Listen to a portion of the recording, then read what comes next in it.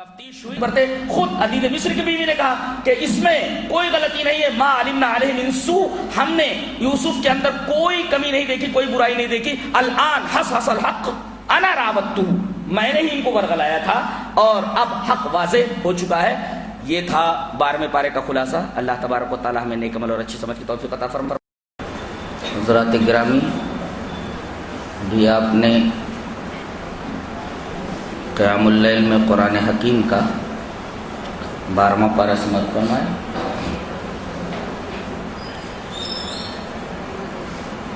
پارے کی ابتدا میں کہا گیا وَمَا مِن دَابَّةٍ فِي الْأَرْضِ إِلَّا عَلَى اللَّهِ رِزْقُهَا وَيَعْلَمُ مُسْتَقَرَّهَا وَمُسْتَوْدَعَهَا كُلٌّ فِي كِتَابٍ مُبِينٍ۔ جتنے بھی جاندار ہیں زمین میں چلنے والے، ان سب کی روزی کی ذمہ داری میرے اوپر ہے۔ یہ بات اللہ نے فرمائی۔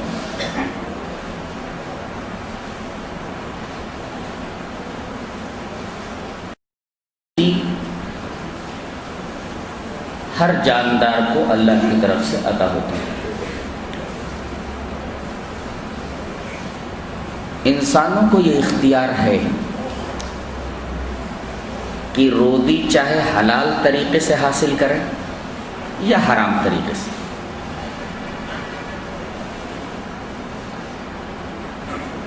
لیکن ملنے والا اتنا ہی ہے جتنا اللہ نے ان کی قسمت میں لکھ دیا۔ یہ بات پہلے ذہن نشین کی جائے کہ انسان کو اتنی ہی روزی ملنے والی ہے جتنی اللہ نے اس کے لیے مقدر کر دی۔ وَارْضَ بِمَا قَسَّمَ اللَّهُ لَكَ، یہ حدیث کا ٹکڑا ہے۔ راضی ہو جا اتنی روزی پر جو اللہ نے تیرے لیے مقسوم کر دیا ہے، تیری قسمت میں لکھ دیا ہے۔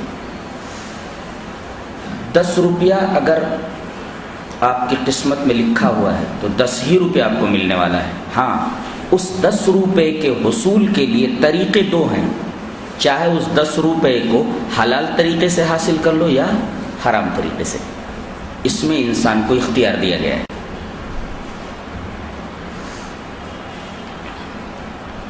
یہاں یہ بات بھی ذہن نشین ہے کہ اللہ تعالیٰ نے حرام چیز بھی واضح کر دی ہے اور حلال چیز بھی واضح کر دی ہے۔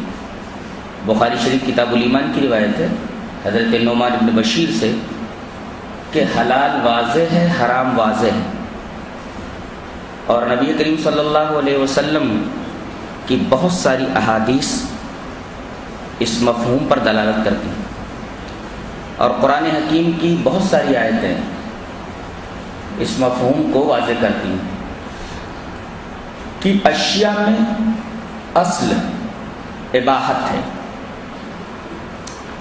تمام چیزیں اصلاً حلال ہیں، الا یہ کہ اس کی حرمت کی دلیل آ جائے۔ غور سے سنیے اور ذہن میں اس کو بٹھائیے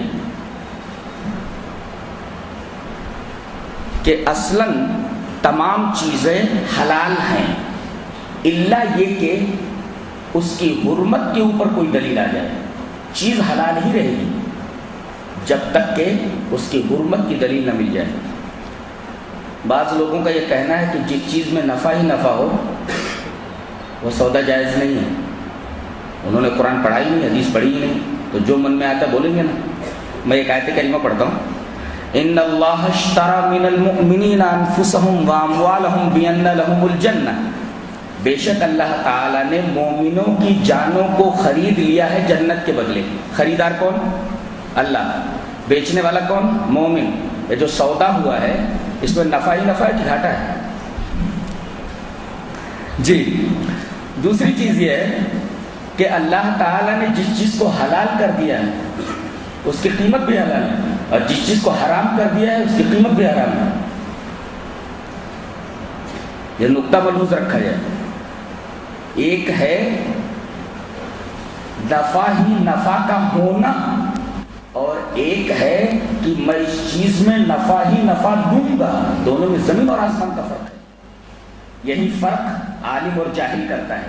جاہل کو فرق معلوم نہیں رہتا اور عالم کو فرق معلوم رہتا ہے. اسی وجہ سے کہا گیا فتویٰ صرف عالم دے گا.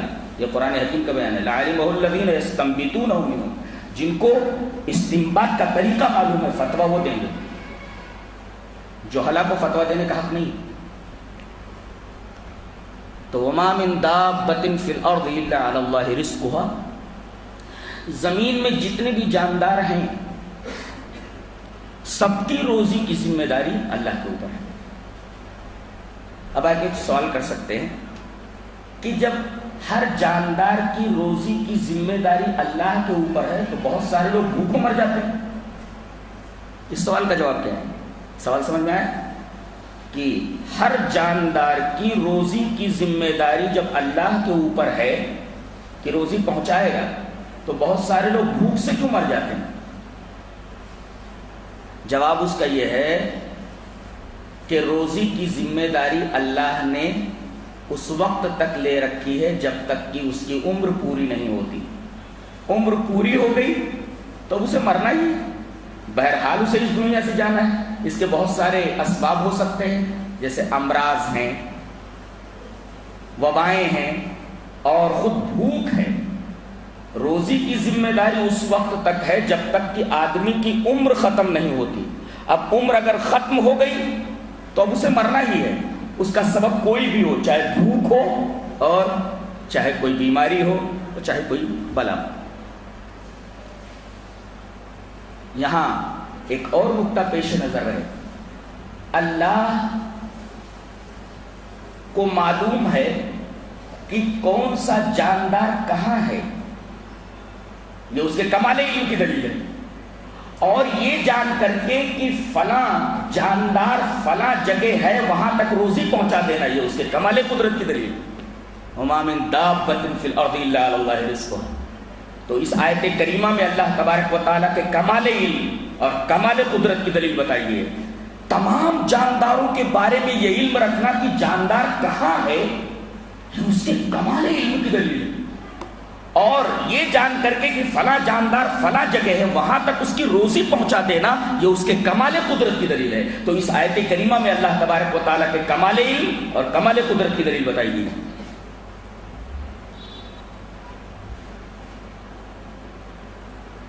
ایک صاحب نے اس آیت کریمہ کو جب پڑھا کہ ہر جاندار کی روزی اللہ تبارک و تعالیٰ کے ذمے ہے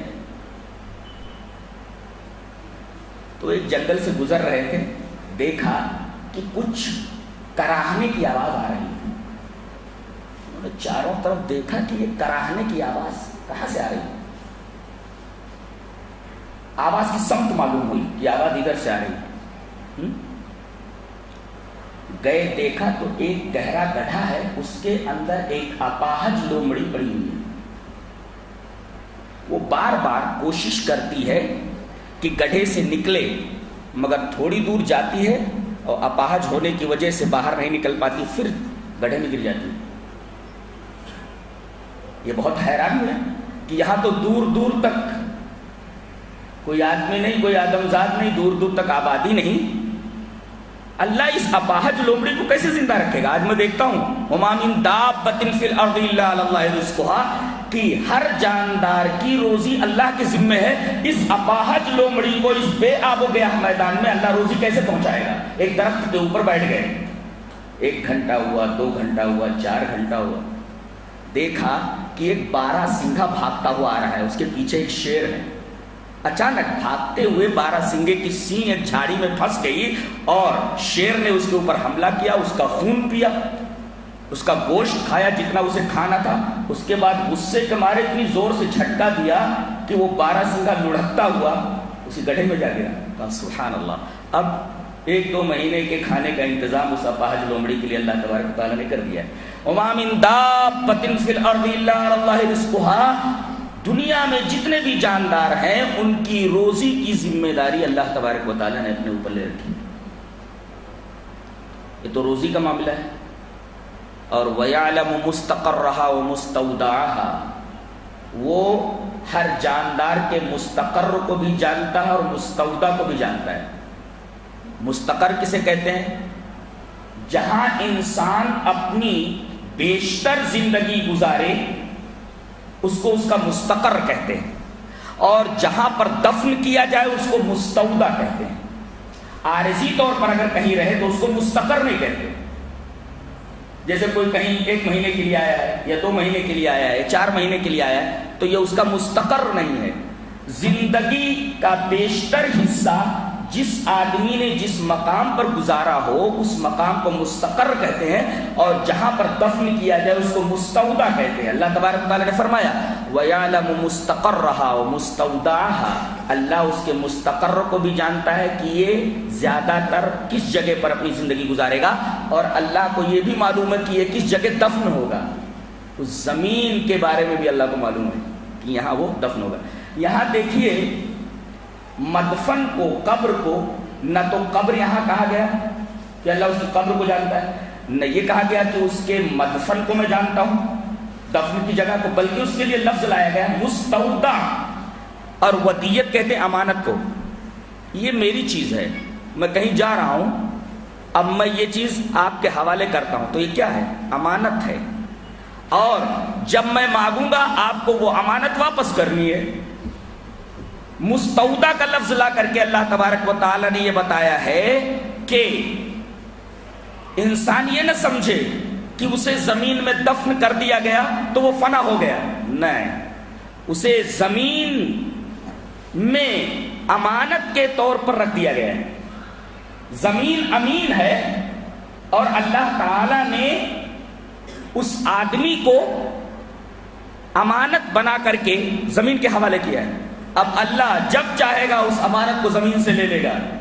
در حقیقت مستودع کے اندر بعض بعد الموت کی دلیل موجود ہے۔ اذا زلزلت الارض زلزالها واخرجت الارض اثقالها، جب اللہ تعالیٰ نے زمین کو ایک امانت دے دی ہے، اب جب چاہے اپنی امانت واپس لے لے، زمین کو ویسے ہی امانت واپس کرنی پڑے گی۔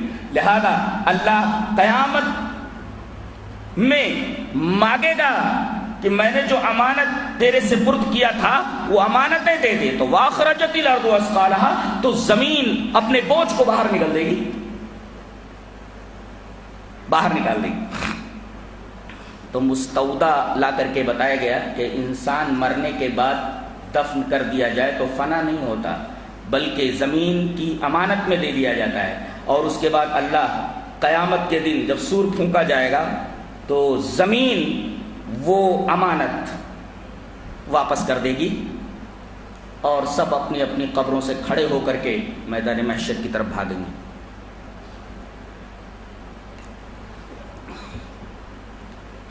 اس کے بعد یہ فرمایا گیا، یہاں ایک نقطہ اور ذہن نشین کر لیں، اس کے بعد آگے بڑھتے ہیں۔ جب ہر جاندار کی روزی کی ذمہ داری اللہ نے رکھی ہے تو ہاتھ پیر نہ ہلاؤ تو ملنے ہی والی ہے۔ ایک سوال ہے کہ جب اللہ تعالیٰ نے ہر جاندار کی روزی کی ذمہ داری اپنے اوپر لے لی ہے تو چاہے کماؤ چاہے نہ کماؤ، چاہے محنت کرو یا نہ کرو، ہاتھ پیر ہلاؤ یا نہ ہلاؤ، روزی تو ملنے ہی والی ہے، تو کام کرنے کی کیا ضرورت ہے؟ نکمے اور نٹھلے بن کر کے بیٹھے رہو۔ جواب اس کا یہ ہے کہ اللہ تعالیٰ نے روزی کی ذمہ داری تو لی ہے، مگر انسان کو اسباب اختیار کرنے کا بھی مکلف بنایا ہے۔ آدمی اسباب روزی اختیار کرے، لیکن ان اسباب کو مؤثر بالذات نہ سمجھے، مؤثر بالذات اللہ کو سمجھے کہ اے اللہ میں نے یہ کام کر لیا ہے، روزی کمانے کے لیے یہ طریقہ اختیار کر لیا ہے، اب روزی دینا تیرا کام ہے، تو چاہے دے یا نہ دے۔ یعنی آدمی اسباب تو اختیار کرے مگر اسباب کو مؤثر بالذات نہ سمجھے، بلکہ مؤثر بالذات اللہ تبارک و تعالیٰ کو سمجھے، اسی کا نام توکل ہے۔ کسی صحابی نے پوچھا کہ اے اللہ کے رسول میں اونٹ کو چھوڑ دوں اس کے بعد توکل کروں؟ آپ نے فرمایا نہیں، اونٹ کو باندھ دے پھر اس کے بعد توکل کر۔ اس کا مطلب یہ ہے کہ اللہ تبارک و تعالیٰ ہی روزی دے گا، لیکن تم اسباب اختیار کرو، اسباب اختیار کرنے کے بعد تمہارا کام ختم۔ اب روزی دینا نہ دینا یہ اللہ تبارک و تعالیٰ کا کام، کتنا دینا ہے وہ اللہ تبارک و تعالیٰ دے گا۔ اس کے بعد ارشاد فرمایا گیا وَهُوَ الَّذِي خَلَقَ السَّمَاوَاتِ وَالْأَرْضَ فِي سِتَّةِ أَيَّامٍ وَكَانَ عَرْشُهُ عَلَى الْمَاءِ لِيَبْلُوَكُمْ أَيُّكُمْ أَحْسَنُ عَمَلًا. بڑے عجیب مسائل بیان کیے گئے ہیں. ایک مسئلہ تو یہ بیان کیا گیا کہ پہلے خدا تھا، اس کے پہلے کچھ بھی نہیں تھا، وہی تھا، بس وہی تھا. اور انسانوں کی پیدائش سے 50,000 سال پہلے ان کی تقدیریں لکھ دی گئی. اشیاء کی تقدیریں ان کی پیدائش سے 50,000 سال پہلے لکھ دی گئی. ایک نقطہ یہ یاد رکھا جائے کہ پہلے کچھ بھی نہیں تھا، اللہ تھا. اور انسانوں کی اشیاء کی پیدائش سے پہلے اللہ تبارک و تعالیٰ، خاص انسانوں کی پیدائش سے پہلے اللہ تبارک و تعالیٰ نے ان کی تقدیریں لکھ دی تھی 50,000 سال پہلے. تو تقدیریں کب لکھی گئی انسانوں کی؟ ان کی پیدائش سے 50,000 سال پہلے. اچھا، پہلے کچھ نہیں تھا، صرف اللہ تھا. پھر اس کے بعد وَكَانَ عَرْشُهُ عَلَى الْمَاءِ، اس کا عرش پانی پر تھا. اس نے عرش کو پیدا کیا، پانی کو پیدا کیا. عرش بھی مخلوق ہے جی، جس پر مستوی ہے وہ بھی مخلوق ہے. اور پانی، اس کو بھی اللہ تبارک و تعالیٰ نے پیدا کیا، عرش کو پانی کے اوپر رکھا.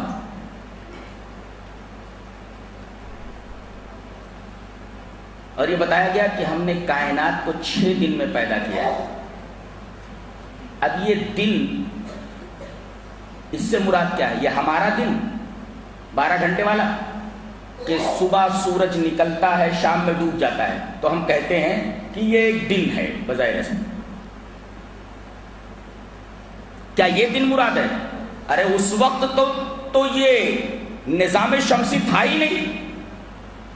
یہ نظام شمسی تھا ہی نہیں. قرآن حکیم نے ایک جگہ فرمایا ہے کہ ایک دن کی مقدار جس کو تم شمار کرتے ہو، ہمارے ہاں کا ایک دن تمہارے ہاں کے 1,000 دن کے برابر، 1,000 سال کے برابر ہے. الف سنۃ مما تعدون، تمہارے ہاں کا 1,000 سال ہمارے ہاں ایک دن کے برابر ہوتا ہے. تو دن میں فرق ہوتا ہے. اللہ کے ہاں دن اس کی مقدار کچھ اور ہے اور یہاں دن کی مقدار کچھ اور ہے. تو 6 دن میں اللہ نے بنایا. تو 6 دن سے مراد یہ دن، یہ ہمارا دن مراد ہے؟ معلوم نہیں. ہو سکتا ہے کہ اس سے مراد 6,000 سال. جب ایک دن کا 1,000 سال تو 6 دن کے 6,000 سال. بہرحال اتنا معلوم ہے کہ اللہ تعالیٰ نے کائنات کو 6 دن میں بنایا. 6 دن میں بنانے کی کیا ضرورت تھی؟ کل میں کن کہہ دیتا اور کائنات بن جاتی. اللہ تبارک و تعالیٰ یہ بتانا چاہتا ہے کہ کسی اہم چیز کو بنانے کے لیے ایک اسکیم ہوتی ہے، ایک ترتیب ہوتی ہے. اور جتنی اسکیم سے، جتنی پلاننگ کے ساتھ کسی چیز کو بنایا جائے وہ اتنی ہی اہم ہوتی ہے. جیسے بچہ پیدا ہوتا ہے تو اس کے لیے تقریباً 9 مہینے لگتے ہیں. اب کوئی یہ پوچھے کہ بچہ 9 ہی مہینے میں کیوں پیدا ہوتا ہے، تو اسی طریقے سے یہ سوال بھی ہے کہ کائنات کو 6 ہی دن میں کیوں پیدا کیا گیا. یہ سوال ہو سکتا ہے کہ بچہ 6 مہینے میں کیوں پیدا ہوتا ہے، ایک دن میں ہی کیوں پیدا نہیں ہو جاتا ہے. گویا کہ ایک ترتیب بتائی گئی کہ ہر شے کے بننے کی ایک پلاننگ ہوتی ہے اور اس کو ایک خاص وقت میں بنایا جاتا ہے. کائنات کی ابتدا کس دن سے ہوئی؟ کسی کو معلوم ہے؟ کب سے شروع ہوئی اور کب ختم ہوئی؟ اتوار سے شروع ہوئی، جمعہ کو ختم ہوئی. جی، یوم الاحد سے شروع ہوئی، یوم الاحد سے شروع ہوئی، اتوار سے شروع ہوئی اور جمعہ کو ختم ہوئی. 6 دن میں اللہ تبارک تعالیٰ نے کائنات کی تخلیق فرما دی.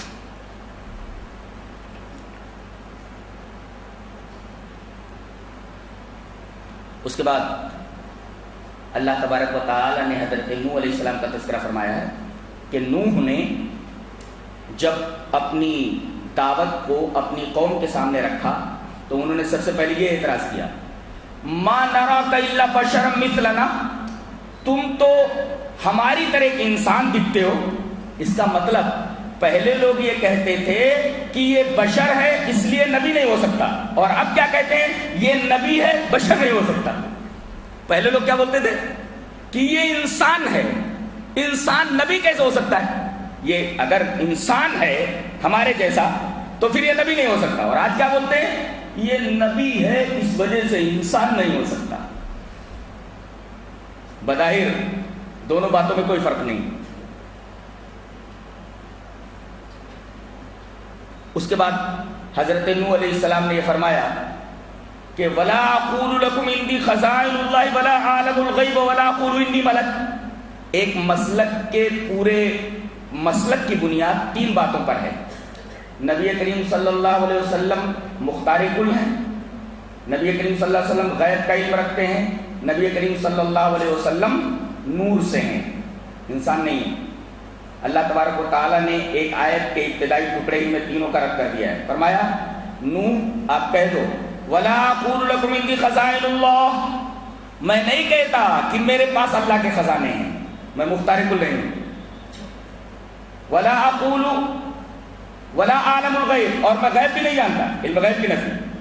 تیسرے ولا اقول انی ملک، میں یہ نہیں کہتا کہ فرشتہ، اس لیے کہ فرشتہ نور سے بنایا گیا ہے، اس کا مطلب میں مختار کل نہیں، میں غیب کا علم نہیں رکھتا، اسی طریقے سے میں نور کا بنا ہوا نہیں ہوں، میں فرشتہ نہیں ہوں، نور کا بنا ہوا نہیں ہوں۔ یعنی ایک آیت کے ابتدائی ٹکڑے میں تینوں عقیدے کا رد کر دیا گیا۔ اور یوں بھی عقلی طور پر رد کیا جا سکتا ہے کہ اگر مانتے ہو کہ اللہ کے رسول انسان نہیں تھے تو پھر وحی کا انکار ہے، اس لیے کہ وحی اتری ہے انسان کے اوپر۔ اگر آدمی رسول اللہ صلی اللہ علیہ وسلم کو بشر نہ مانے تو وحی کا انکار، اور اگر ہر جگہ حاضر و ناظر مانے تو پھر معراج کا انکار ہے۔ اس لیے کہ معراج میں بات کہی گئی کہ نبی کریم صلی اللہ علیہ وسلم دنیا سے جب آگے گئے تو آپ آسمان میں داخل ہو گئے، اس کا مطلب اس وقت آپ دنیا میں نہیں ہیں۔ تو اگر ہر جگہ حاضر و ناظر ہیں تب تو معراج کا انکار ہے، اور اگر بشر نہ مانا جائے تو وحی کا اگر بشر نہ مانا جائے تو پھر وحی کا انکار ہے، اس لیے کہ اللہ تبارک و تعالی نے بشر ہی کے اوپر قرآن حکیم کو نازل فرمایا، اور آپ سے کہلوا دیا گیا قل سبحان ربی هل كنت الا بشر رسولا، میرا رب پاک ہے میں بشر ہوں اور بشر کو رسالت دی گئی۔ یہ ٹھیک ہے کہ ایک آدمی بولتا ہے کہ تم انسان ہو، لیکن ایک بات یاد رکھیے کہ 2 آدمی ہیں، ایک جنتی ایک جہنمی ہے، لیکن دونوں ایک جیسے دکھتے ہیں، دونوں انسان ہیں، ایک شقی اور ایک سعید ہے، ایک جنتی ایک جہنمی ہے۔ نمک اور کافور دونوں ایک جیسے دکھتے ہیں لیکن دونوں کے ذائقوں میں فرق ہے، آب تلخ اور آب شیریں، میٹھا پانی اور کڑوا پانی دونوں ایک جیسے دکھتے ہیں مگر دونوں کے مزاج میں فرق ہے۔ جیسے جنتی اور جہنمی انسان دونوں ایک جیسے دکھتے ہیں، دونوں انسان ہیں لیکن دونوں کی منزل الگ الگ ہے، ایسے ہی آب تلخ اور آب شیریں، کھارا پانی اور میٹھا پانی دونوں ایک جیسے دکھتے ہیں مگر دونوں کا ذائقہ الگ الگ ہے۔ اسی طریقے سے کافور اور نمک دونوں ایک جیسے دکھتے ہیں مگر دونوں کے ذائقوں میں فرق ہے۔ ایسے ہی کوئی آدمی کسی جنگل میں بھٹک گیا ہو، اسے راستہ نہ مل رہا ہو تو ایک آدمی آتا ہے بولتا کیا بات ہے، ارے کہا میں جنگل میں پھنس گیا ہوں میاں، باہر جانے کا راستہ مجھے نہیں مل رہا ہے، تو کہتا میں بتاتا ہوں نا، آئیے جنگل سے باہر نکلنے کا راستہ میں بتاتا ہوں۔ اب وہ اصرار کرے ارے تم کیا بتاؤ گے، تم تو میری طرح انسان ہو، ٹھیک ہے تمہاری طرح انسان ہے لیکن تم کو راستے کی خبر نہیں، اس کو راستے کی خبر ہے، ہو دونوں انسان مگر ایک کو راستے کا علم ہے دوسرے کو راستے کا علم نہیں ہے۔ اب وہ اصرار کرے کہ بھائی تم کو کیسے معلوم جنگل کا راستہ، یہاں سے نکلنے کا راستہ کیا ہے، تم تو میری طرح انسان ہو، تو کہیں گے نہیں یہ احمق آدمی ہے، وہ یہ کہے گا ٹھیک ہے میں تمہاری طرح انسان ہوں لیکن تم راستے سے بے خبر ہو اور میں راستے سے باخبر ہوں۔ یہی فرق ہوتا ہے ایک انسان میں اور ایک نبی میں، نبی کو معلوم ہوتا ہے کہ جنت کا راستہ کس طرف جاتا ہے، انسان کو معلوم نہیں ہوتا کہ جنت کا راستہ کس طرف جاتا ہے، نبی ہی آ کر کے اللہ کے حکم سے بتاتا ہے کہ جنت کا راستہ کیا اور جہنم کا راستہ کیا ہے۔ بتائیے دونوں بشر ہیں، مثال سے سمجھ میں آیا، جنگل میں آدمی راستہ بھٹکا ہوا ہے، جنگل سے نکلنے کا راستہ نہیں معلوم ہو رہا ہے، ایک آدمی آتا ہے اور بولتا ہے کیا بات ہے، کہتا میں راستہ بھٹکا ہوں، کہتا میں بتاتا ہوں نا جنگل سے باہر جانے کا راستہ کیا ہے۔ اب وہ اڑ جائے ارے تمہیں کیا معلوم، تم تو میری طرح ایک انسان ہو، مجھے نہیں معلوم تو تم کو کیسے معلوم۔ وہ یہی کہے گا کہ ہم تو ہیں انسان دونوں لیکن میں راستے سے باخبر ہوں تم راستے سے بے خبر ہو۔ اس کے بعد اللہ تبارک و تعالی نے حضرت نوح علیہ السلام کا پورا واقعہ تفصیل سے بیان کیا ہے، کیا کہ جب انہوں نے 950 برس دعوت توحید اپنی قوم کے سامنے رکھی اور قوم اس بات پر بزید ہو گئی کہ ہم اپنے 5 معبودوں کو نہیں چھوڑیں گے.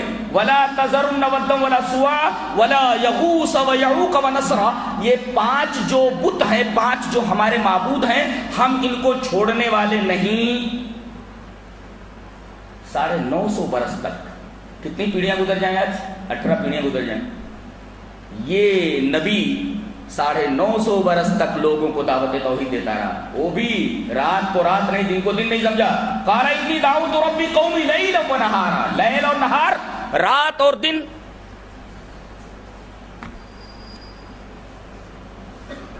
معہ الا قلیل. اللہ فرماتا ہے 950 برس کی محنت کے بعد صرف 80 آدمی ایمان لائے، بہت تھوڑے لوگ. اس سے پتہ یہ چلتا ہے کہ آدمی اپنا کام جاری رکھے، یہ نہ دیکھے کہ کتنے لوگ ایمان والے ہوئے ہیں، بس اپنا کام کرتا جائے. اللہ یہ نہیں پوچھے گا اتنے ہی لوگ کیوں میرے راستے پر آئے، یہ پوچھا جائے گا کہ تم نے محنت کتنی کی ہے. آپ محنت کرتے جائیے، نتیجہ اللہ کے اوپر چھوڑ دیجیے. محنت کرتے، آپ کا کام صرف محنت کرنا ہے، بقیہ ثمرہ اور نتیجہ یہ اللہ کے ہاتھ میں ہے. آپ سے نتیجے کے بارے میں نہیں پوچھا جائے گا، آپ سے آپ کی محنت کے بارے میں پوچھا جائے گا. 950 برس کا نتیجہ یہ 80 لوگ ہیں. آپ کے 4 بیٹے تھے، حام، سام، یافس، اور جو ڈوب گیا اس کا نام تھا یام. یہ الف زبریہ میم ساکن، یام. حام، سام، یام، یافس. تو حام، سام، یافس یہ تو مومن ہو گئے تھے، لیکن یام جو تھا جس کو کنعان کہتے ہیں یہ ڈوب گیا.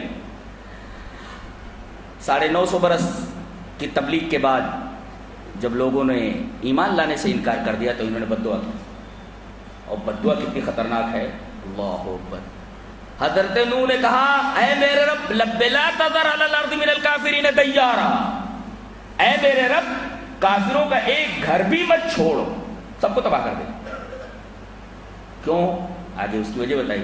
انک ان تذرہم یضلوا عبادک ولا یلدوا الا فاجرا کفارا، اگر تو ان کو چھوڑ دے گا تو یہ لوگوں کو، تیرے بندوں کو گمراہ کر دیں گے، اور ان سے جو اولاد پیدا ہوگی وہ بھی فاجر اور کفار ہی پیدا ہوگی. اس کا مطلب یہ ہے کہ اگر آدمی سرکشی کی انتہا کر دے تو سرکشی اس کے جین میں گھس جاتی ہے.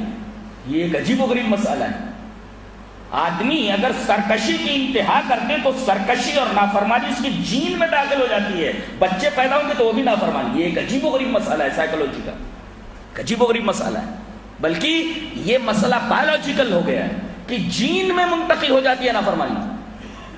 تبھی تو کہا گیا ایک گھر بھی نہ چھوڑ، اس لیے کہ ان سے جو اولاد پیدا ہوگی وہ اولاد بھی فاجر اور کفار پیدا ہوگی. اس کا مطلب یہ ہے کہ یہ نافرمانی اور سرکشی جین میں منتقل ہو جائے گی، اس کے بچے بھی پیدا ہوں گے تو فاجر اور کفار. ولا یلدوا الا فاجرا کفارا، یہ بچے جنیں گے تو وہ فاجر اور کفار ہوں گے. اور دعا قبول ہو گئی. کہا کہ ایک کشتی بناؤ، اس لیے کہ پانی کا عذاب نازل کرنے والے ہیں. اور جیسے ہی ایک علامت بتا رہا ہوں، تمہارا تنور ابل پڑے، تمہارے تنور سے پانی نکلنے لگے جہاں تم روٹی پکاتے ہو، تو سمجھ لو کہ عذاب کا آغاز ہو چکا ہے، سارے لوگ کشتی میں بیٹھ جانا. اب اللہ تبارک و تعالی نے کشتی بنوانی شروع کی اور حضرت نوح علیہ السلام کشتی بنانے لگے اللہ کی نگرانی میں. اللہ فرماتا ہے وَيَصْنَعُ الْفُلْكَ وَاصْنَعِ الْفُلْكَ بِأَعْيُنِنَا، کشتی بناؤ ہماری نگرانی میں. اور یہ دنیا کی پہلی کشتی ہے جو نوح علیہ السلام نے بنائی، وہ بھی اللہ کی نگرانی میں. اللہ نے پہلے بتایا ان کو کہ کشتی کیسے بنائی جاتی ہے. وَاصْنَعِ الْفُلْكَ بِأَعْيُنِنَا، ہماری نگرانی میں تم کشتی بناؤ. یہ پہلی کشتی ہے جو نوح علیہ السلام کے ذریعے اللہ تبارک تعالیٰ نے تیار کروائی. کشتی جب بناتے تو لوگ آتے دیکھتے، کہتے کیا ہے یہ؟ بولے یہ کشتی ہے پانی کے اوپر چلنے والی.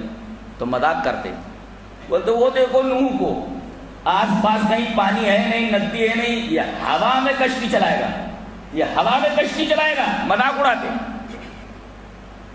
یہاں تک کہ ہمارا عذاب آ گیا. حتی اذا جاء امرنا وفارت التنور، تنور ابل پڑا، سارے لوگ جا کر کے اس کشتی میں بیٹھ گئے. حام، سام، یافس. یام جو تھا وہ کافروں کے ساتھ تھا، وہ اس کشتی میں نہیں آیا. جتنے بھی مومن تھے سب کشتی میں بیٹھ گئے اور جانوروں کا ایک ایک جوڑا، جو اس وقت جانور موجود تھے، ایک ایک جوڑا کشتی میں رکھ لیا گیا. پانی نیچے سے ابل رہا تھا، آسمان سے پانی برس رہا تھا. کشتی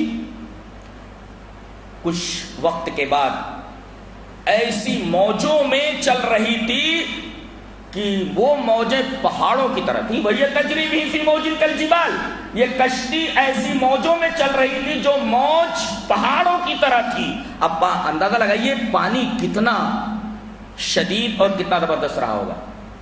کشتی چل رہی ہے، وہی تجری بھی فی موج کالجبال.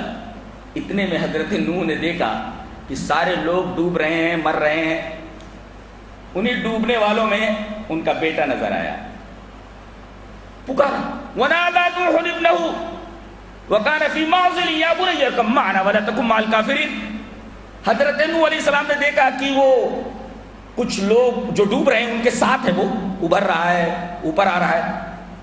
ارْكَب مَّعَنَا يَا بُنَيَّ ارْكَب مَّعَنَا، اے میرے بچے کشتی میں سوار ہو جا. وَلَا تَكُن مَّعَ الْكَافِرِينَ، کافروں کے ساتھ مت رہ. کیا بولنے لگا؟ قَالَ سَآوِي إِلَىٰ جَبَلٍ يَعْصِمُنِي مِنَ الْمَاءِ. کہا کہ وہ جو پہاڑ دکھ رہا ہے جودی، وہاں ایک جودی پہاڑ تھا. جودی پہاڑ یہ در حقیقت کردستان میں ہے. جودی کہاں ہے؟ کردستان میں ہے.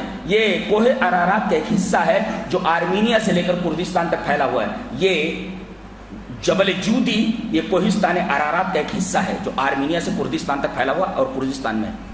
تو کہا قال سآوی إلى جبل يعصمني من الماء، کہا میں اس پہاڑ پر چڑھ جاؤں گا اور یہ پہاڑ مجھے بچا لے گا. نبی نے فرمایا اے میرے بچے یہ پانی نہیں ہے، اگر پانی ہوتا تو یہ پہاڑ تجھے بچا لیتا. یہ پانی نہیں ہے، اللہ کا عذاب ہے، آج کوئی نہیں بچ سکتا اس عذاب سے. قال لا عاصم اليوم من امر الله الا من رحم، اللہ تبارک و تعالیٰ کے عذاب سے آج کوئی بچ نہیں سکتا مگر جس کے اوپر اللہ رحم کرے. اور آج رحم صرف مومنوں کے اوپر ہوگا، کافروں کے اوپر رحم نہیں ہوگا. وحال بینہم الموج فکان من المغرقین. بات ہو ہی رہی تھی کہ نیچے گیا تو اوپر نہیں آیا. باپ کا دل تڑپ اٹھا، میرا بیٹا میرے سامنے ڈوب گیا. اللہ نے وعدہ کیا تھا تیرے اہل کو بچا لوں گا. حضرت نوح نے حوالہ دیا اہل ہونے کا. ونادى نوح ربه فقال رب ان ابني من اهلي وان وعدك الحق وانت احكم الحاكمين. اے اللہ تو نے وعدہ کیا کہ تیرے اہل کو بچا لوں گا، میرا بیٹا میرے اہل میں سے. اور یہ سب جانتے ہیں کہ بیٹا باپ کے اہل میں سے ہوتا ہے. جواب ملا قال يا نوح انه ليس من اهلك، اے نوح یہ تیرے اہل میں سے نہیں ہے. اس کا مطلب یہ کہ اگر لوگ کہتے ہیں کہ ہم خاندان رسول سے ہیں، ہم سید ہیں، یہ آیت کریمہ بتا رہی ہے کہ اگر نبی کے طریقے پر نہیں چل رہا ہے تو وہ سید ہے ہی نہیں.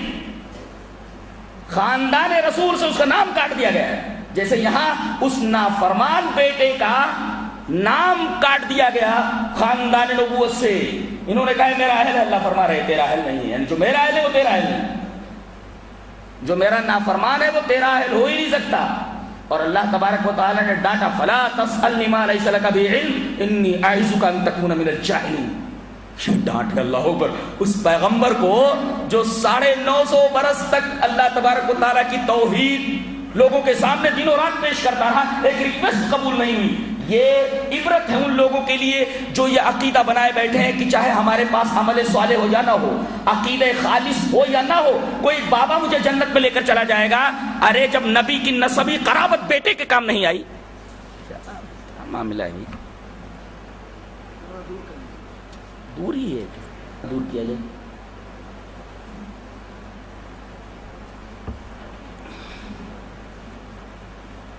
جب نبی کی نسبی قرابت کسی کے کام نہیں آ سکتی تو پھر دوسرے لوگ جو یہ عقیدہ بنائے بیٹھے ہیں کہ فلاں پیر فلاں ولی فلاں امام ہمارا بھلا کر دے گا، ہاتھ پکڑ کر کے جنت میں لے کر چلا جائے گا، دامن پکڑ کر مچل جائیں گے. وہاں جب ننگے ہوں گے دامن پکڑنے کا سوال ہی پیدا نہیں ہوتا، دامن ہو گئی نہیں، دامن پکڑ کے مچل جائیں گے. یہاں حدیث پاک کے سارے ننگے ہوں گے، دامن بولے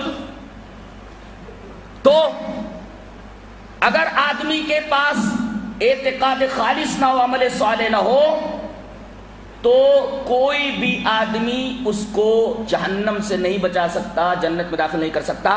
ارے یہاں نسبی قرابت بیٹے کے کام نہیں آئی، نبی اپنے بیٹے کو نہیں بچا سکا، تو دوسرے لوگ کسی گنہگار کو کیا بچائیں گے؟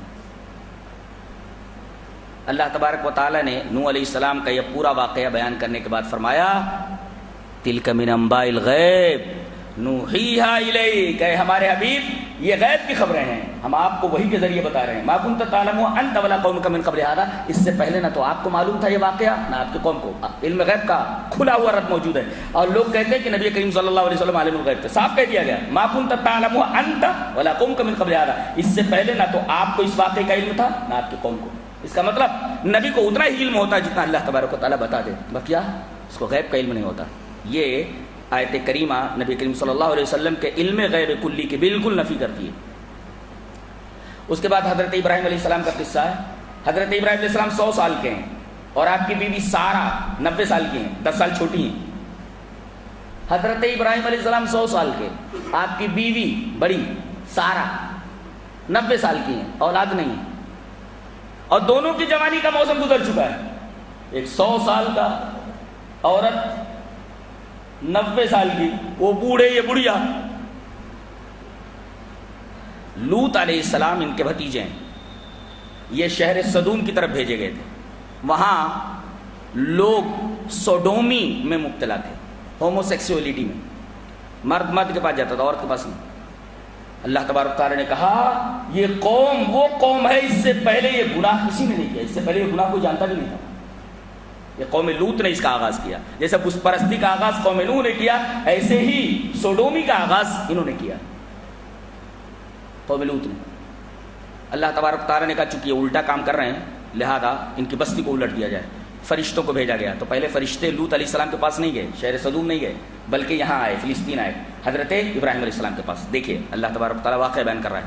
وَلَقَدْ جَاءَتْ رُسُلُنَا إِبْرَاهِيمَ بِالْبُشْرَىٰ قَالُوا سَلَامًا قَالَ سَلَامٌ فَمَا لَبِثَ أَن جَاءَ بِعِجْلٍ حَنِيذٍ فَلَمَّا رَأَىٰ أَيْدِيَهُمْ لَا تَصِلُ إِلَيْهِ نَكِرَهُمْ وَأَوْجَسَ مِنْهُمْ خِيفَةً قَالُوا لَا تَخَفْ إِنَّا أُرْسِلْنَا إِلَىٰ قَوْمِ لُوطٍ وَامْرَأَتُهُ قَائِمَةٌ فَضَحِكَتْ فَبَشَّرْنَاهَا بِإِسْحَاقَ وَمِن وَرَاءِ إِسْحَاقَ يَعْقُوبَ قالت يا ويلتى أألد وأنا عجوز وهذا بالي شيخا إن هذا لشيء عجيب قالوا أتعجبين من أمر الله رحمة الله وبركاته عليكم أهل البيت إنه حميد مجيد. یہ پورا واقعہ ہے ان آیات کے اندر کہ یہ فرشتے لوط علیہ السلام کی بستی کو الٹنے کے لیے آئے ہیں. ڈائریکٹ لوط کی بستی میں نہیں گئے بلکہ حضرت ابراہیم علیہ السلام جو ان کے چچا تھے وہاں آئے. حضرت ابراہیم علیہ السلام نے دیکھا کہ کچھ مہمان آئے ہیں، انسانی شکل میں تھے یہ سارے فرشتے جو بستی الٹنے کے لیے آئے تھے. آئیے آئیے بیٹھیے بیٹھیے. بڑے مہمان نواز تھے، اللہ کے خلیل بڑے مہمان نواز تھے. فوراً انہیں ایک جگہ بٹھایا اور یہ بھی نہیں پوچھا کہ کھانا کھاؤ گے کہ نہیں. یہ ایک نقطہ ملتا ہے حضرت ابراہیم خلیل اللہ کے اس کردار سے کہ مہمان اگر آپ کے یہاں آ جائے تو یہ نہ پوچھیے کہ بھئی آپ کھائیں گے آپ پیئیں گے، ماں حضر لا کر رکھ دیجیے جو کچھ روکھا سوکھا ہو. اور اگر آپ کو کھلانا ہی ہے تو اچھی کھینچ دیجیے ان کو. اچھی کھینچ کیا ہے وہ جو بتایا گیا، بیجل حنیل بھنا ہوا بچڑا. سچی کھینچ کیا ہوتی بھنا ہوا بچڑا، اجل حنیز بھنا ہوا بچڑا لا کر کے رکھ دیا گیا. ایک تو مہمان سے نہ پوچھیے کھائیں گے، پیٹ میں چوہے کود رہے ہیں، کھانا کھائیں گے نہیں، بھوک نہیں ہے، یہاں پیٹ میں چوہے کود رہے ہیں. اب وہ شرم سے حیا سے کہہ نہیں پا رہا کہ میں بھوکا ہوں. نہیں کھانا میں کھا کر آیا ہوں. کوئی بلائے بھی تو بیٹھ جانا چاہیے، 2-1 لقمے کھا لینا چاہیے. بعض بچوں کو اپنے ساتھ بولتا ہوں کہ بیٹھ جاؤ بھائی 2-1 لقمے کھا لو، نہیں، جبکہ مجھے معلوم ہوتا ہے یہ کھا کر نہیں آیا ہے. کھا لینا چاہیے بیٹھ کر کے، 1-2 لقمے سے کیا ہوتا ہے. تو قال، اور ایک بات یہ معلوم ہوئی کہ جب کوئی کسی کے گھر جائے تو پہلے سلام کرے. یہ آئے تو انہوں نے سلام کیا. ولما جاءت رسلنا ابراہیم بالبشرى قالوا سلاما. فرشتے انسانی شکل میں ہیں، کسی کے گھر جائیے آپ تو سلام کیجیے. فرشتے آئے انسانی شکل میں، انہوں نے سلام کیا، جواب دیا انہوں نے، قال سلام وعلیکم السلام. بٹھایا. فما لبث ان جاء بعجل حنیذ، ٹھہرے نہیں، جا کر کے جلدی سے بھنا ہوا بچڑا لا کر کے سامنے رکھ دیا. ابھی بیٹھے کہتے کھائیے کھائیے، الا تاکلون، کھاؤ کھاؤ. اب ہاتھ ہی نہیں بڑھ رہے ہیں. فلما رأى أيديهم لا تصل إليه نكرهم وأوجس منهم خيفة. دیکھا کہ ان کے ہاتھ کھانے کی طرف، وہ بھنے ہوئے بچڑے کی طرف نہیں جا رہے ہیں تو انہوں نے اجنبیت محسوس کی. نکرهم، اور اپنے دل میں ڈر گئے کہ ہو سکتا ہے میرا دشمن ہوں جو نقصان پہنچانے کے لیے آئے. ایک نقطہ یہ معلوم ہوا کہ نبی کو غیب کا علم نہیں ہوتا. اگر حضرت ابراہیم علیہ السلام کو غیب کا علم ہوتا تو معلوم ہو جاتا ہے یہ فرشتے ہیں، گناہ وہ بچڑا لانے کی ضرورت ہی نہیں تھی. اور دوسری بات یہ معلوم ہوئی کہ نوری مخلوق کھانا نہیں کھاتی ہے. اگر وہ حیات بھی بدل لے، اگر وہ شکل بھی بدل لے، تب بھی اسے کھانے کی حاجت نہیں ہوتی. فرشتے یہاں انسان کی شکل میں آئے لیکن چونکہ وہ نوری مخلوق ہیں، اگر انسانی شکل میں آ جائے تو ان کو کھانے کی ضرورت نہیں ہوتی. لوگ کہتے ہیں نبی کریم صلی اللہ علیہ وسلم نور کے بنے ہوئے تھے، اگر نور کے بنے ہوئے تھے تو کھانا کھانے کی حاجت کیا معنی رکھتی ہے؟ تو قال سلام فما لبث ان جاء بعجل حنيذ فلما راى ايديهم لا تصل اليه نكرهم واوجس منهم خيفه، ڈر گئے. ڈرنے کا مطلب یہ ہوا کہ حضرت ابراہیم علیہ السلام کو غیب کا علم نہیں تھا، وہ سمجھے یہ دشمن ہے جبکہ وہ فرشتے ہیں. اچھا ان کی بیوی سب دیکھ رہی ہیں، وہ بڑھیا جو ہے اندر سے سب دیکھ رہی ہے حضرت کے ساتھ کیا ہو رہا ہے. ڈر گئے ہیں. اب فرشتوں نے کہا کہ دیکھو ڈرو نہیں، قالوا لا تخف، تم ڈرو نہیں، ہم لوگ اللہ کے فرشتے ہیں اور آپ کے بھتیجے لوط علیہ السلام کے قوم کو الٹنے کے لیے جا رہے ہیں. انا ارسلنا الی قوم لوط. اب خوش ہو گئے. اور ان کی بیوی جو دروازے کے پاس کھڑی ہوئی تھی، وامرأتہ قائمۃ، ان کی بیوی جو وہاں کھڑی تھی، فضحکت، کہ بڈھا پہلے کیسے ڈر گیا اب دیکھو کیسا خوش ہو رہا ہے، فضحکت، یہ بھی ہنس پڑی. تو فرشتے مڑے، فبشرناہا باسحاق ومن وراء اسحاق یعقوب، کہا کہ اللہ تبارک تعالیٰ کی طرف سے ہم آپ کو بشارت دیتے کہ آپ کے بچہ پیدا ہوگا جس کا نام اسحاق ہوگا، اور بچے کی بشارت تو لے لو، پوتے کی بھی بشارت دے دیتے ہیں ہم کہ پوتا بھی ہوگا ایک، اسحاق کا لڑکا ہے یعقوب. اب یہ اور حیرت زدہ ہو گئی، کہنے لگی قالت یا ویلتا الید وانا عجوز وہذا بالی شیخا.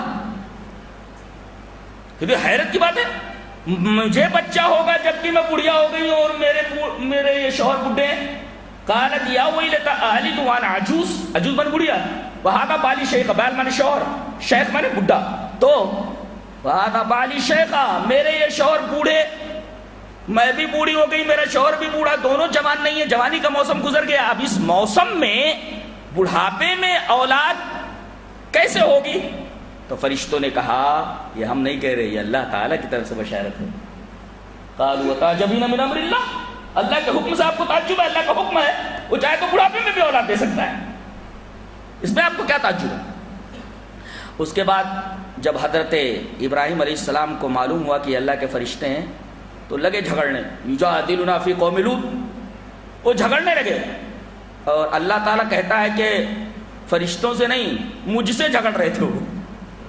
اللہ فرماتا ہے میرا خلیل مجھ سے جھگڑنے لگا. یجادلنا فی قوم لوط، لوط کی قوم کے بارے میں مجھ سے جھگڑا کرنے لگا میرا خلیل. کیا جھگڑا کرنے لگا؟ ارے کیوں پوری بستی کو اللہ الٹنا چاہتا ہے، کچھ نیک لوگ ہوں گے.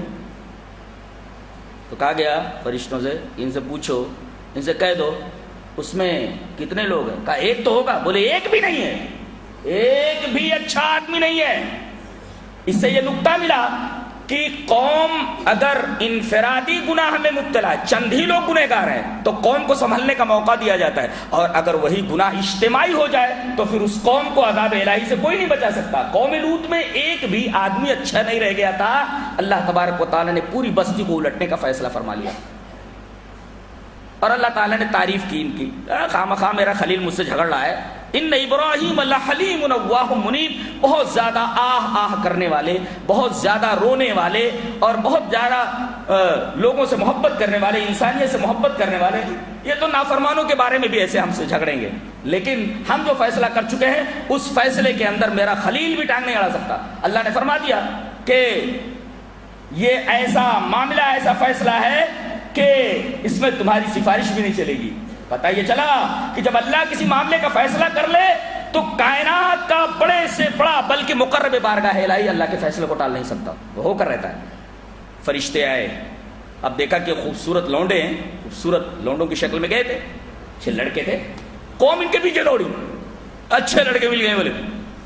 اب لگے حضرت لوط بہت پریشان ہوئے، ان کو بھی معلوم ہے کہ اللہ کے فرشتے لوگوں سے کہنے لگے بھائی ان کا پیچھے کیوں کر رہے ہو؟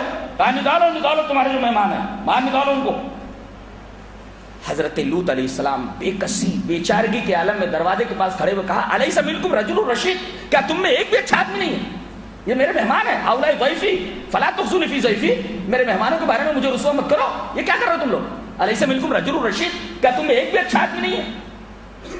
تو کہنے لگے قالوا لقد علمت ما، تجھے معلوم ہے کہ ہم کو کیا چاہیے، تم معلوم ہے کیا چاہیے ہم کو. یہ قوم کا جواب تھا ایک پیغمبر کو. فرشتوں نے کہا کہ آپ کیوں ٹینشن لے رہے ہیں؟ قالوا یا لوط انا رسل ربک لن یصلوا الیک، تو آپ تک پہنچ بھی نہیں سکتے، پہنچ بھی نہیں سکتے. اور ابھی ابھی ان کو ہم سزا دے دیں، لیکن سزا کا ایک دوسرا طریقہ اللہ نے ان کے لیے چنا ہے، وہ سزا ہم دینے والے ہیں ان کو۔ کہا کہ کون سی سزا؟ کہا کہ جتنے ایمان والے ہیں سب بستی چھوڑ کے نکل جائیں، بالکل صبح کے اندر اس کو ان کے اوپر عذاب آنے والا ہے۔ صبح کا وقت بڑی غفلت کا وقت ہوتا ہے، عام طور پر آدمی سویا رہتا ہے، غافل رہتا ہے۔ کہا فَلَا يَلْتَفِتْ مِنْكُمْ أَحَدٌ إِلَّا امْرَأَتَكَ إِنَّ مَوْعِدَهُمُ الصُّبْحُ أَلَيْسَ الصُّبْحُ بِقَرِيبٍ۔ عذاب آنے کا ٹائم موعد صبح ہے اور صبح بالکل قریب ہے، تم اپنے ماننے والوں کو لے کر اس بستی سے نکل جاؤ اور دیکھو، جب بستی سے نکل جاؤ تو پیچھے مڑ کر کے مت دیکھنا۔ فَلَا يَلْتَفِتْ مِنْكُمْ أَحَدٌ، کوئی بھی پیچھے مڑ کر کے نہ دیکھے، اس لیے کہ اس بستی کو ہم تباہ و برباد کرنے والے ہیں۔ فَلَمَّا جَاءَ أَمْرُنَا جَعَلْنَا عَالِيَهَا سَافِلَهَا وَأَمْطَرْنَا عَلَيْهَا حِجَارَةً مِّن سِجِّيلٍ مَّنضُودٍ مُّصَوَّمَةً عِندَ رَبِّكُمْ وَمَا هِيَ مِنَ الظَّالِمِينَ بِبَعِيدٍ۔ اللہ کا عذاب ایسا ہے اوپر والے حصے کو نچلا حصہ بنا دیا اللہ۔ اب پوری قوم تباہ و برباد کر دی گئی، الٹا کام کرتے تھے، اللہ تعالیٰ نے ان کو اسی طریقے کی سزا دی، الٹا کام کرنے والوں کو کی بستی کو الٹا کر دیا، اور اس عذاب کی لپیٹ میں ان کی بیوی بھی آ گئی، پیچھے مڑ کر دیکھ لیا تھا اس نے، اللہ کی نافرمان تھی۔ ایک نقطہ یہ ملا کہ نبی کی بیوی کافرہ تو ہو سکتی ہے، نافرمان تو ہو سکتی ہے، مگر زانیہ نہیں ہوتی، اچھی ہوتی ہے وہ، لیکن عقیدے کے اعتبار سے وہ کافرہ ہو سکتی ہے۔ نقطہ یہ بھی معلوم ہوا کہ ایک نبی جب اپنی بیوی کو نہیں بچا سکتا ایک عذاب الہی سے، اور ایک نبی اپنی بیوی کو ایمان والا نہیں بنا سکتا۔ سنا ہے کہ ایک پیر صاحب تھے، داہنی طرف سلام پھیرا، السلام علیکم ورحمۃ اللہ، تو اس طرف جتنے تھے سب مسلمان ہو گئے، اور بائیں طرف سلام پھیرا تو نبی نے یہ کام کیوں نہیں کیا بھائی کہ آپ سلام پھیرتے رہتے سارے لوگ مسلمان ہو جاتے؟ پھر کیوں جنگ احد ہوئی، جنگ بدر ہوئی، جنگ احزاب ہوئی، ان تمام لڑائیوں کی، ان ٹینشنوں کی کیا ضرورت تھی؟ صرف سلام پھیرتے رہتے لوگ مسلمان ہوتے جاتے۔ یہ سب کس سے کہانیاں ہیں، عملی اور حقیقت سے، عمل سے اس کا کوئی بھی تعلق نہیں ہے، یہ سب کس سے کہانیاں ہیں، لوگوں کو بیوقوف بنانے کے لیے یہ غیر اللہ کے پجاریوں نے ایجاد کیا ہوا ہے تاکہ لوگ قرآن حکیم سے دور رہیں۔ اگر یہ لوگ سدھر گئے تو پھر ہمارے پیٹ کا کیا ہوگا، چڑھاؤں کا کیا ہوگا؟ اگر ان کی سمجھ میں قرآن آ گیا تو کہ اللہ کے علاوہ کوئی نہ نفع دے سکتا ہے نہ نقصان پہنچا سکتا ہے، پھر ہمارے مزاروں کا کیا ہوگا، ہمارے چڑھاؤں کا کیا ہوگا، جو سب جن کا مقصد پیٹ پالنا ہے۔ یہ تھا قوم لوط کا بیان، اور اس کے بعد اللہ تبارک تعالیٰ نے اپنے نبی کو خطاب کر کے فرمایا فَاسْتَقِمْ كَمَا أُمِرْتَ، جس چیز کا آپ کو حکم دیا گیا ہے اس کے اوپر استقامت برتیے۔ میں کہتا ہوں کہ استقامت ہی در حقیقت پورے دین کی جان ہے۔ اهْدِنَا الصِّرَاطَ الْمُسْتَقِيمَ، مستقیم استقامت سے ہے۔ اللہ تعالیٰ نے استقامت کے اندر پورے دین کو سمیٹ دیا ہے۔ اگر اعتقاد میں، عقیدے میں استقامت نہ ہو تو شرک بن جاتا ہے، اور عمل میں استقامت نہ ہو تو بدعت بن جاتا ہے۔ استقامت ضروری ہے۔ اگر اعتقاد میں عقیدے میں اگر استقامت نہ ہو تو شرک میں انسان مبتلا ہو جاتا ہے، اور عمل میں اگر استقامت نہ ہو تو آدمی بدعت میں مبتلا ہو جاتا ہے۔ تو مستقیم رہنا ضروری ہے، عقیدے میں بھی اور عمل میں بھی۔ پھر سے بولتا ہوں کہ اگر عقیدے میں استقامت نہ رہے تو آدمی شرک میں مبتلا ہو جاتا ہے، اور عمل میں استقامت نہ رہے تو آدمی بدعت میں مبتلا ہو جاتا ہے۔ فَاسْتَقِمْ كَمَا أُمِرْتَ، اور الاستقامہ، حضرت علامہ ابن تیمیہ علیہ رحمہ کی 1000 صفحے پر کتاب ہے، اس کا نام ہی الاستقامہ۔ کیا کتاب ہے، سبحان اللہ، ایک لفظ کی شرح 1000 صفحات پہ کی ہے۔ کیا علم ہے اللہ، یہ پدی کو لوگوں کو کیا معلوم کہ علم کس کو بولتے ہیں۔ ایک لفظ کی شرح الاستقامہ، استقامت کی شرح حضرت علامہ ابن تیمیہ نے کی 1000 صفحے کے اوپر، ان کی کتاب کا نام ہے الاستقامہ، میرے ریک میں لگی ہوئی ہے میرے کمرے میں، الاستقامہ، اتنی بڑی کتاب ہے، 1000 صفحے پر ایک لفظ کی شرح ہے الاستقامہ۔ اهْدِنَا الصِّرَاطَ الْمُسْتَقِيمَ فَاسْتَقِمْ كَمَا أُمِرْتَ۔ اس کے بعد سورہ یوسف شروع ہوتی ہے۔ سورہ یوسف کے اندر آپ کو معلوم ہے کہ حضرت یوسف علیہ السلام یہ اپنے باپ یعقوب کے بڑے چہیتے اور بڑے محبوب بیٹے تھے، سب سے زیادہ انہیں کو چاہتے تھے، بھائیوں کو حسد تھا ان سے کہ باپ ان سے سب سے زیادہ محبت کیوں کرتے ہیں۔ انہوں نے خواب دیکھا کہ چاند اور ستارے، چاند اور سورج اور 11 ستارے مجھے سجدہ کر رہے ہیں۔ خواب اپنے باپ سے بیان کیا۔ پہلی بات تو یہ معلوم ہوئی کہ ان کے 12 بیٹے، فیملی پلاننگ کہاں ہے، فیملی پلاننگ کہاں ہے؟ ایک نبی کو کتنے بیٹے، 12 بیٹے، 12 فیملی پلاننگ کرا دے۔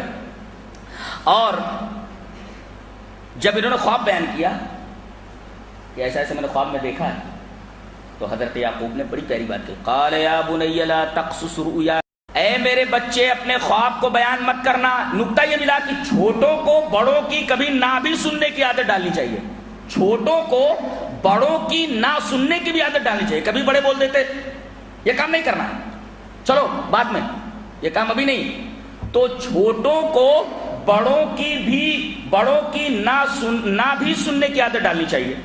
اچھا یہ تو چھوٹوں سے کہا گیا، بڑوں سے یہ کہا گیا اگر آپ چھوٹوں کو کسی چیز سے منع کر رہے ہیں تو اس کا ریزن بتا دیں، سبب بتا دیں، تاکہ چھوٹا یہ نہ سمجھے کہ مجھے ٹال رہے ہیں اور خواہ میرے اوپر زور زبردستی کر رہے ہیں۔ یہ کہا گیا لا تقصص رؤیا کا، اپنا خواب بیان مت کرو، چھوٹے کو بڑوں کی نہ بھی سننے کی عادت ڈالنی چاہیے۔ پھر انہوں نے کہا فَيَكِيدُوا لَكَ كَيْدًا، اگر اس خواب کو تم بیان کر دو گے کسی سے تو ہو سکتا ہے کہ تمہارے بھائی تم سے حسد لے جائیں، تمہارے خلاف سازش کرنے لگے۔ یہ قصہ نہ بیان کرنے کا ریزن بتا دیا گیا، تو بڑوں کو چاہیے کہ جس چیز سے منع کریں اس کا ریزن بھی بتا دیں، یہ بڑوں کو تعلیم دی گئی۔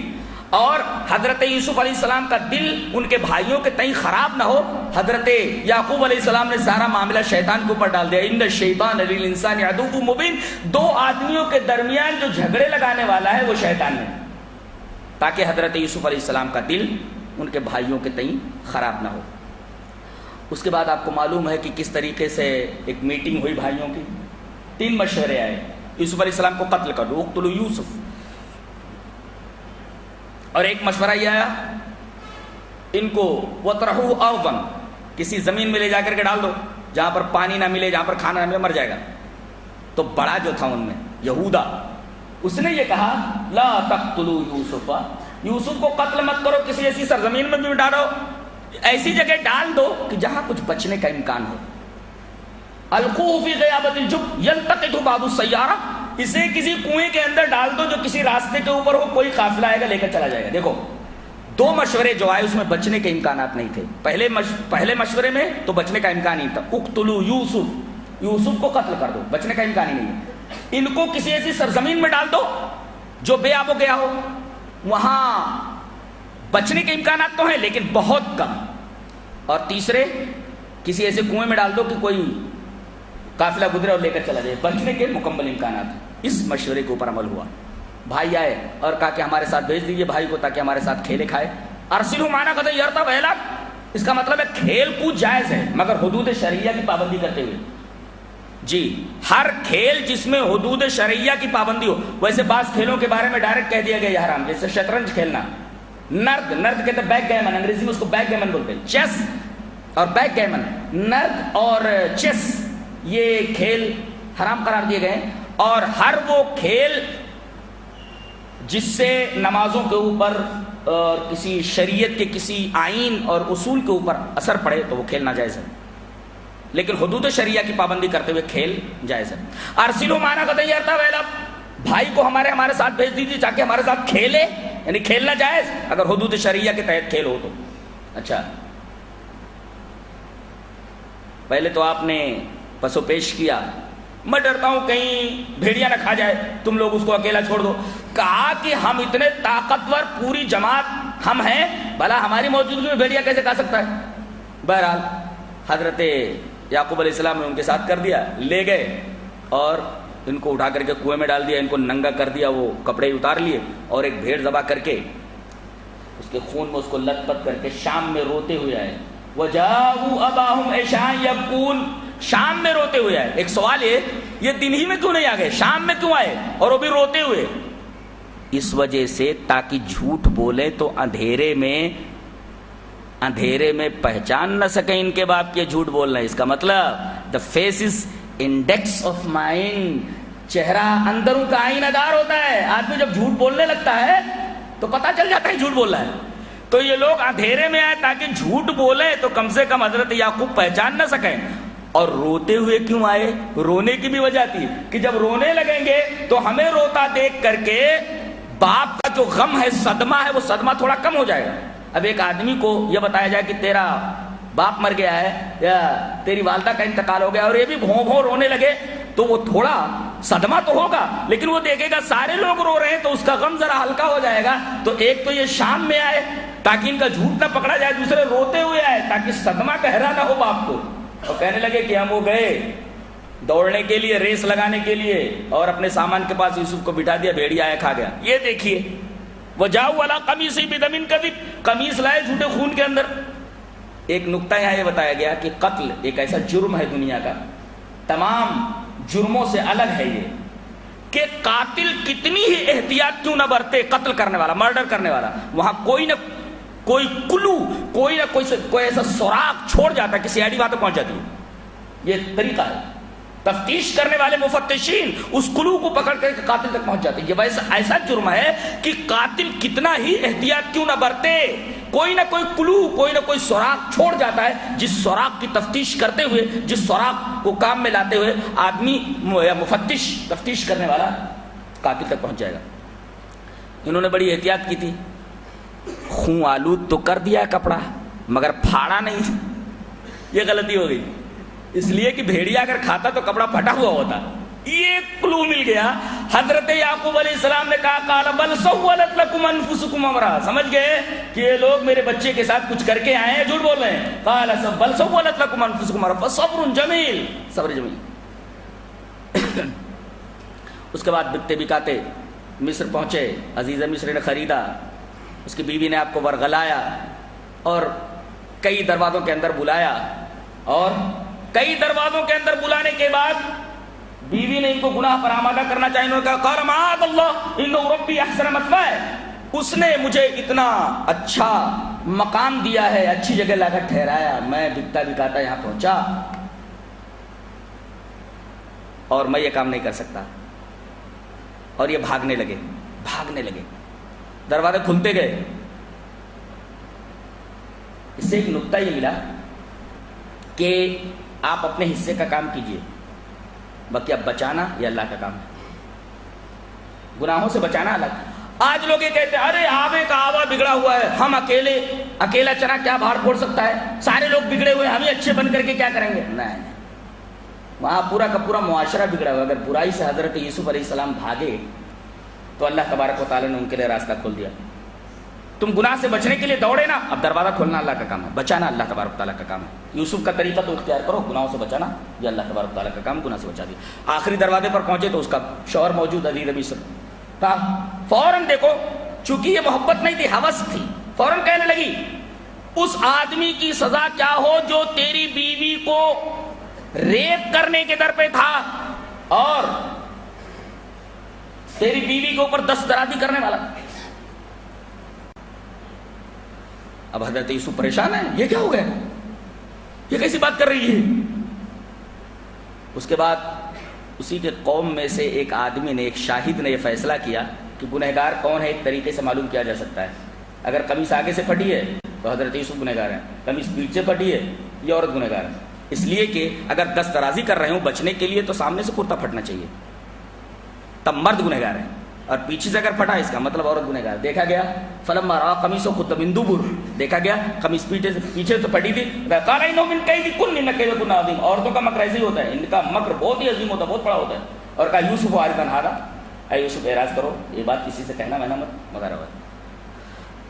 باقاعدہ حضرت یوسف علیہ السلام پھر سے گھر میں رہنے لگے.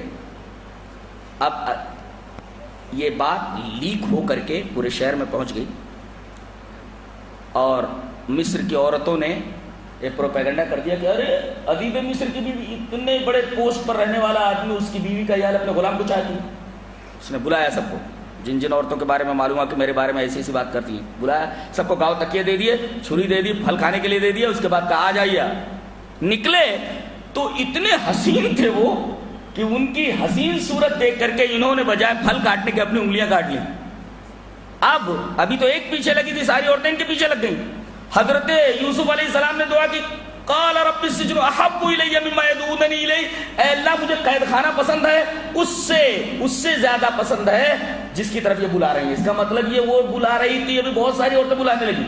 یدعوننی الیہ جمع کا صیغہ ہے، یہ جس کی طرف مجھے بلا رہی ہیں، اللہ مجھے اس سے زیادہ قید خانہ پسند ہے. اللہ تعالیٰ نے دعا قبول کر لی. اور عزیز مصر نے بھی یہ دیکھا کہ میری بیوی کی بدنامی ہو رہی ہے اور بڑے بڑے لوگوں کی عورتیں آئی ہوئی تھی، ان لوگوں نے بھی دیکھا ہے تو فتنہ ہو جائے گا، لہذا ان کو جیل بھیج دینا ضروری ہے۔ جیل پہنچے تو جس دن یہ گئے 2 نوجوان بھی داخل ہوئے، وہ دخل معه السجن فتیان، ایک نانبائی تھا اور دوسرا وہ ساقی تھا، شراب پلانے والا۔ دونوں کو کوئی الزام تھا، الزام ابھی ثابت نہیں ہوا تھا کہ دونوں میں سے کسی ایک نے بادشاہ کو زہر دینے کی کوشش کی ہے، شراب پلانے والے ساقی نے یا نانبائی نے، دونوں کو لا کر کے ڈال دیا گیا۔ دونوں نے خواب دیکھا اور آ کر کے بیان کیا، کہا کہ انا نراک من المحسنین، ہم آپ کو اچھا دیکھتے ہیں، لہذا ہم نے خواب دیکھا، اس کی تعبیر بتائیے۔ اس سے پتہ ہی چلا خواب کی تعبیر کسی اچھے آدمی سے پوچھنا چاہیے۔ نبی کریم صلی اللہ علیہ وسلم صبح فجر کی نماز پڑھانے کے بعد مقتدیوں کی طرف گھوم جاتے اور پوچھتے کہ کسی نے کوئی خواب دیکھا ہو تو بیان کرے، بیان کرتے، نبی کریم صلی اللہ علیہ وسلم اس کی تعبیر بتاتے۔ تو ان لوگوں نے کہا کہ ہم نے خواب دیکھا ہے، ساقی نے بھی کہا میں نے خواب دیکھا ہے، نانبائی نے بھی کہا میں نے خواب دیکھا ہے۔ کہا کیا؟ تو ساقی نے کہا کہ میں انگور نچوڑ رہا ہوں، یعنی آصر خمرہ، اور دوسرے نے کہا کہ میں اپنے سر کے اوپر تشت رکھے ہوئے جس میں روٹیاں ہیں اور چڑیاں آ کر کے روٹیاں لے جا رہی ہیں۔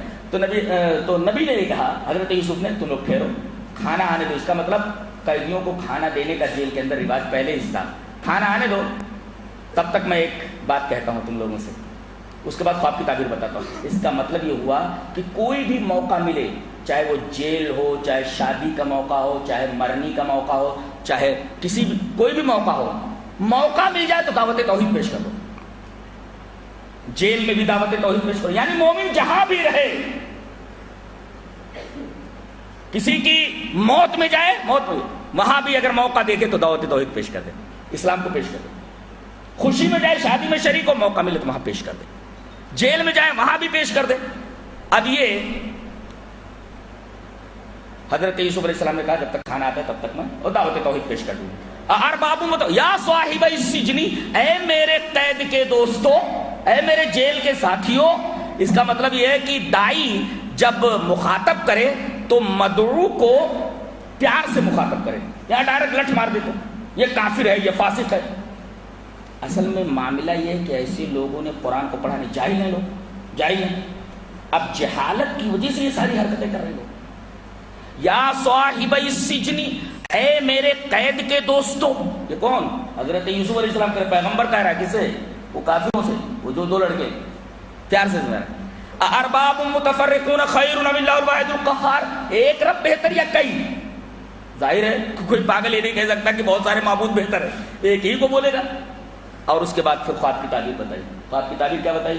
کہ ساقی تو بچ جائے گا اور تو پھر سے بادشاہ کو شراب پلانے لگے گا، اور نان بھائی تو نے جو خواب دیکھا ہے کہ سر پر تشت، اوپر سے چڑیاں روٹیاں لے جا رہی ہیں، تجھے وصولی ہو جائے گی۔